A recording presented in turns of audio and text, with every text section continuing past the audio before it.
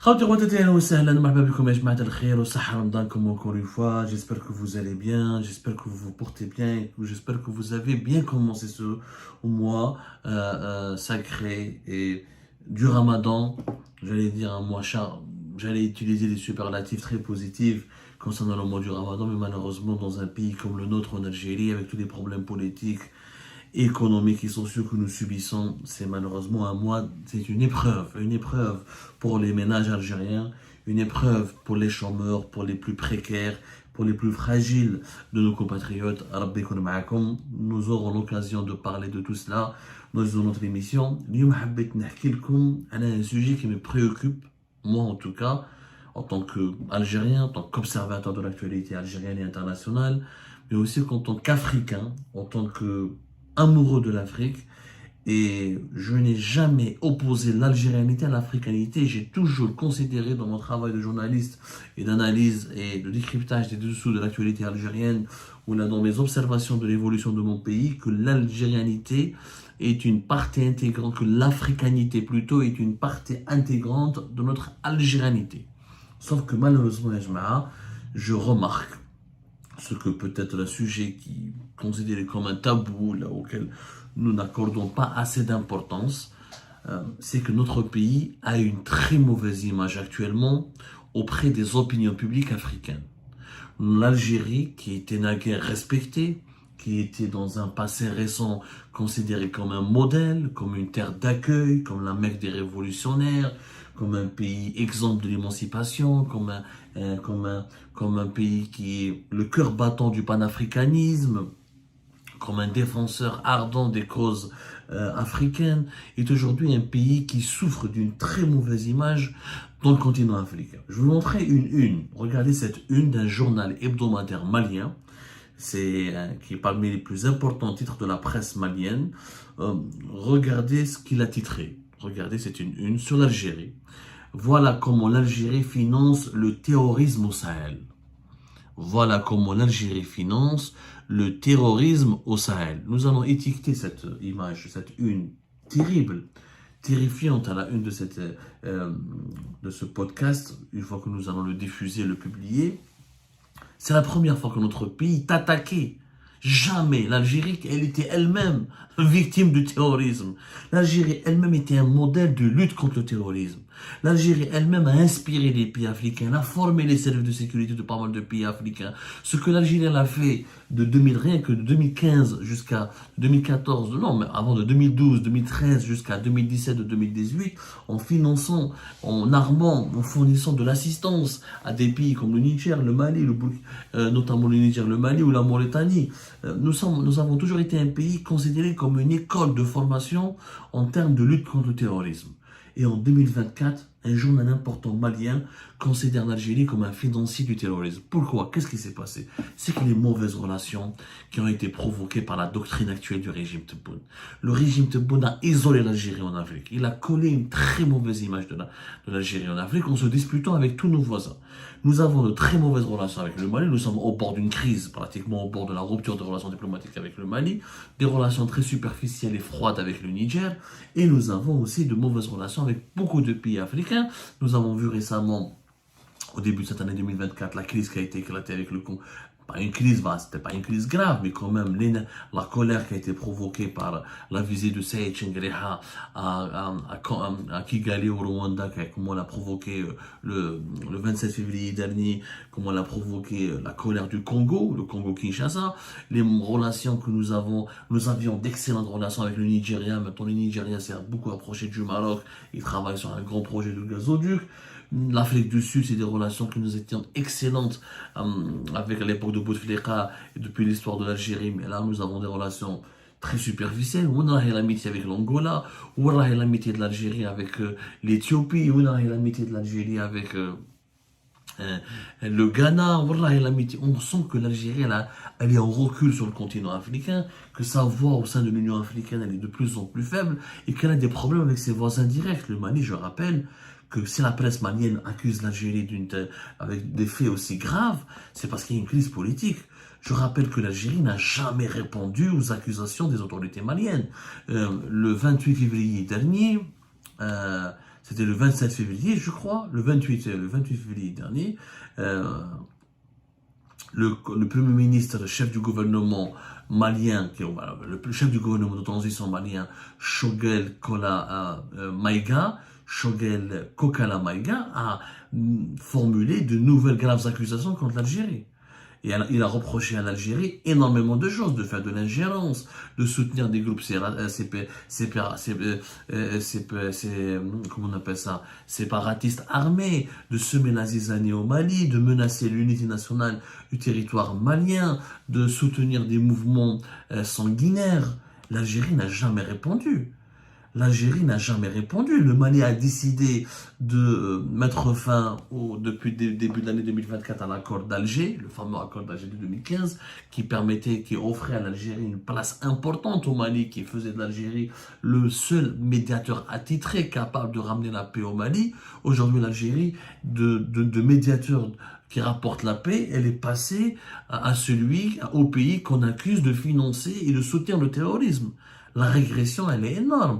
Je rappelle qu'il y a eu des accusations graves de la part des autorités maliennes, pas uniquement depuis le 28 février 2024. Il y a aussi des graves accusations qui ont été formulées contre l'Algérie fin janvier, rappelez-vous, le 25 janvier 2024, où les autorités maliennes ont lu un communiqué officiel à la télévision publique malienne.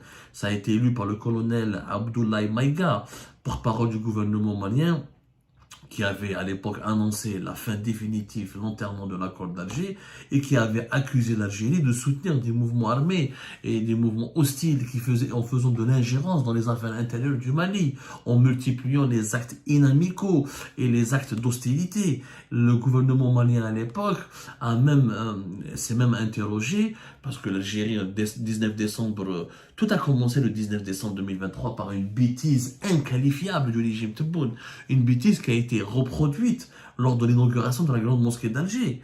Le 19 décembre 2023, Abdelmajid Tebboune accueille l'opposant l'imam religieux salafiste, l'imam Mahmoud Dicko, au palais présidentiel d'El Mouradia.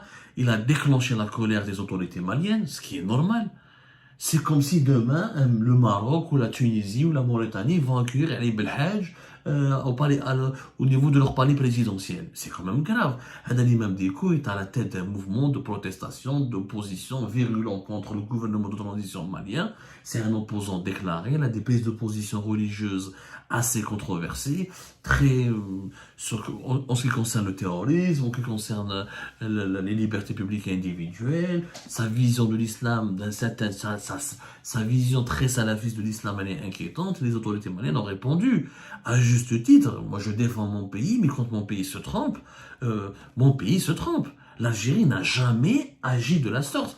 Elle n'a jamais déroulé le tapis rouge à un opposant religieux qui menace la stabilité d'un pays voisin. Elle lui a jamais déroulé le tapis rouge au palais présidentiel. l'Algérie était un médiateur, elle parle à tout le monde. Quand il y a des crises dans les pays voisins, elle propose sa médiation, elle propose son aide, elle propose de l'assistance logistique et diplomatique pour permettre à tous les acteurs d'une crise de se parler, de dialoguer, de trouver des solutions pacifiques.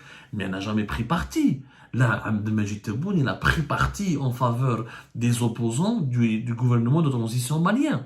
Ce qui est une ingérence extrêmement grave. D'un côté, Abdelmajid Tebboune dénonce les ingérences des puissances impérialistes dans les affaires internes de l'Algérie, lui-même appelle à la défense et à la préservation de la souveraineté nationale, mais il est le premier à violer la souveraineté du Mali.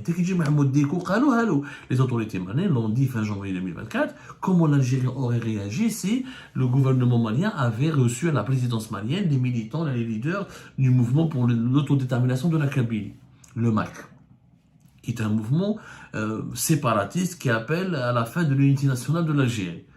Comment les Algériens, comment les autorités algériennes et comment l'opinion publique algérienne auraient réagi.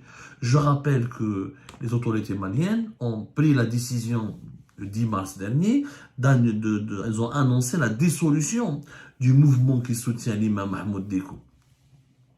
Il s'agit de la coordination des mouvements, associations et sympathisants de l'imam Mahmoud Dicko, la CMAS, qui a été créée juste au lendemain du coup d'État militaire de 2020 qui a été orchestré en marge de plusieurs protestations, plusieurs jours de protestations populaires contre l'ancien régime malien, et depuis le 10 mars 2024, la décision elle est irrévocable pour les autorités maliennes. Cette association, ce mouvement politique, parce que ce n'est pas une association culturelle ni religieuse, c'est un mouvement politique qui soutenait les idées et les principes de Mahmoud Dékou. Mahmoud Dékou était contre la transition menée par l'armée malienne. Il avait des accointances avec des puissances étrangères, il a des accointances avec certains mouvements terroristes et certains mouvements armés.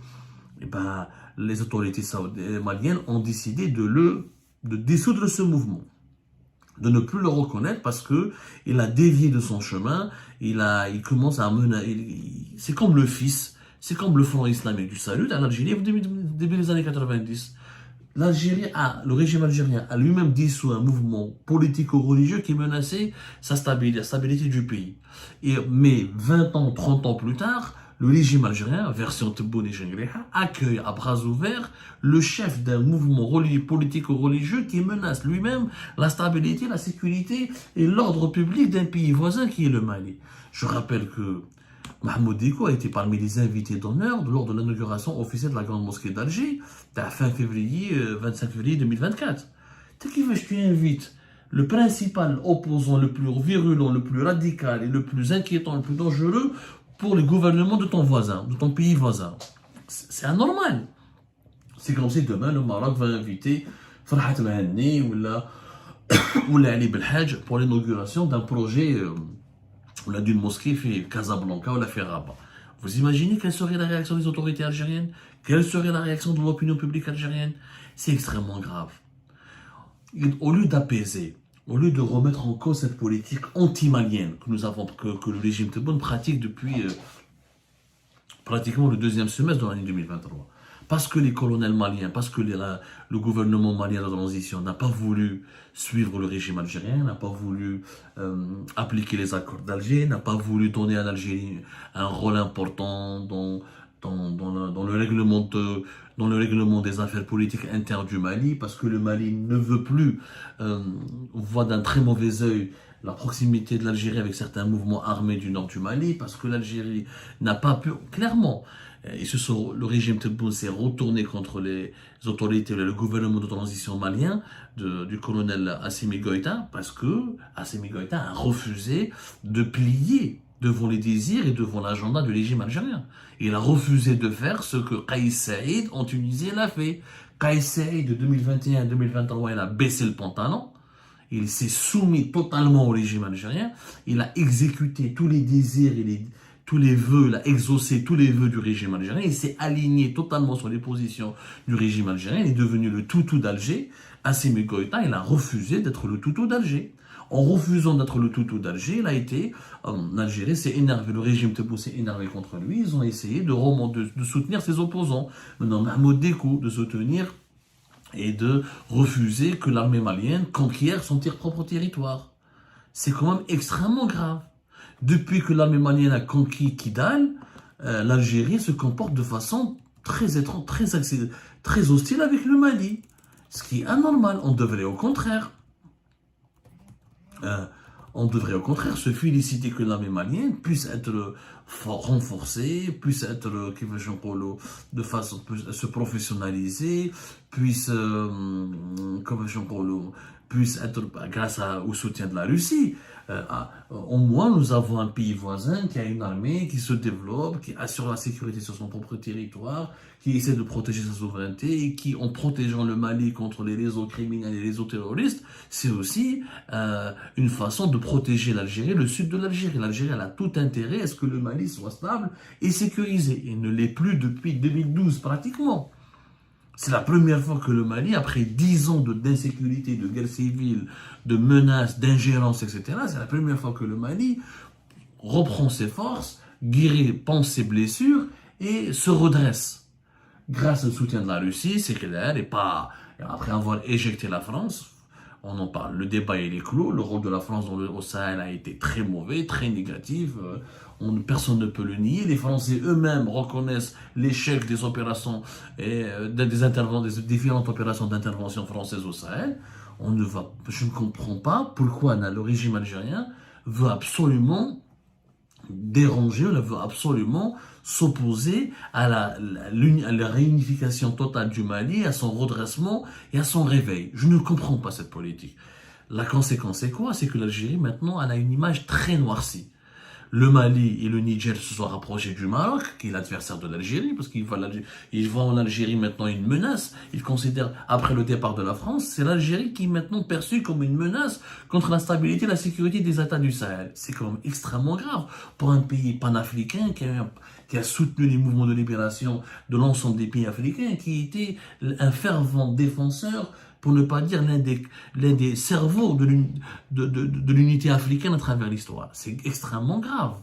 Et cette mauvaise image que c'est le régime Tebboune qui a provoqué un cataclysme sur le continent africain. C'est la première fois que l'Algérie elle est rabaissée, elle est méprisée, on commence à détester l'Algérie au sein des opinions publiques africaines, il faut le dire. Parce que ce qui se passe au Mali, ce qui est le souverainisme, la lutte pour la lutte du Mali pour recouvrir sa souveraineté nationale, ça a produit des échos un peu partout dans les pays africains. Beaucoup de pays africains ont soutenu le Mali. Je parle des opinions publiques, même si certains pays d'Afrique de l'Ouest, comme le Côte d'Ivoire, le Bénin, le Sénégal, ont des relations très mauvaises ou très hostiles avec le Mali, mais leurs opinions publiques sont favorables à cette pensée panafricaine, patriotique, à ce réveil patriotique, à cette volonté de s'émanciper des puissances étrangères et de ne pas subir le diktat des mouvements armés terroristes. Ça suscite l'admiration dans pas mal de pays africains. Et l'Algérie, au lieu de soutenir cet effort souverainiste, cet effort patriotique, le redressement du Mali, elle est en train de le bloquer, de le ralentir et de le menacer. J'ai pas compris l'exercice militaire qui a été organisé par l'armée algérienne le 27 février à la frontière du Mali. C'est quoi le message? C'est que l'Algérie veut intimider le Mali. Mais femme, tu as cet exercice militaire. Puisque l'Algérie veut l'accord d'Alger, elle veut la paix, et elle a des contacts, et elle a invité de 2022 à 2023 jusqu'à 2024 à maintes reprises les représentants des groupes armés du nord du Mali. Donc elle privilégie l'option diplomatique. Comment se fait-il qu'aujourd'hui tu organises un exercice militaire de très grande ampleur en montrant tes muscles avec tout le monde, tous les observateurs, tous les connaisseurs de la diplomatie, de la géopolitique africaine ou là du Sahel ont compris, ont perçu que cet exercice militaire de l'armée algérienne comme étant une démonstration de force à travers c'est une manière de dire au Mali que on est les plus forts. On est les plus forts et attention. Mais le Mali n'est pas un adversaire de l'Algérie. Le Mali est un allié, il était un voisin. Le Mali n'a jamais menacé l'Algérie. C'est l'Algérie qui menace le Mali aujourd'hui. Il ne faut pas inverser les rôles. Le Mali il est victime d'une situation pendant 10 ans, une grande partie de son territoire, pratiquement 60% de son territoire, échappé à son contrôle. Aujourd'hui, il est en train de retrouver, grâce au soutien de la Russie, au soutien militaire et logistique de la Russie, est en train de retrouver plus ou moins sa souveraineté nationale et il est en train de reconquérir son propre territoire. C'est légitime de la part du Mali. C'est totalement légitime. Est-ce que nous, les Algériens, on aurait accepté qu'une partie de notre territoire soit dominée par des groupes séparatistes, d'abord des groupes armés? Bien sûr que non. Ce que nous n'acceptons pas pour notre pays, on ne devrait pas l'accepter pour nos voisins. Il n'y a pas que la question du Mali qui a lancé l'image de l'Algérie en Afrique. Ce qui s'est passé pendant la Coupe d'Afrique des Nations de football en Côte d'Ivoire en janvier 2024, c'était une catastrophe. Le racisme des supporters algériens, l'affaire Tassofia, l'affaire des vidéos diffusées sur les réseaux sociaux par les supporters algériens qui méprisent l'Afrique, qui narguent l'Afrique, qui se moquaient des Africains et des Africaines et qui distribuaient et propageaient les colibris les plus racistes, les plus réducteurs. Ça a provoqué un effet de choc. Regardez comment la presse africaine du Bénin jusqu'à la Zambie, jusqu'au Zimbabwe, jusqu'en Afrique de l'Ouest, en Afrique centrale, regardez les titres de la presse africaine, comment ils ont parlé des dérives racistes des supporters algériens. Ça a provoqué, ça a vraiment noirci l'image de l'Algérie en Afrique. Pourquoi c'est mauvais? Parce que l'avenir de l'humanité, c'est l'Afrique. L'avenir de la croissance économique mondiale, c'est l'Afrique.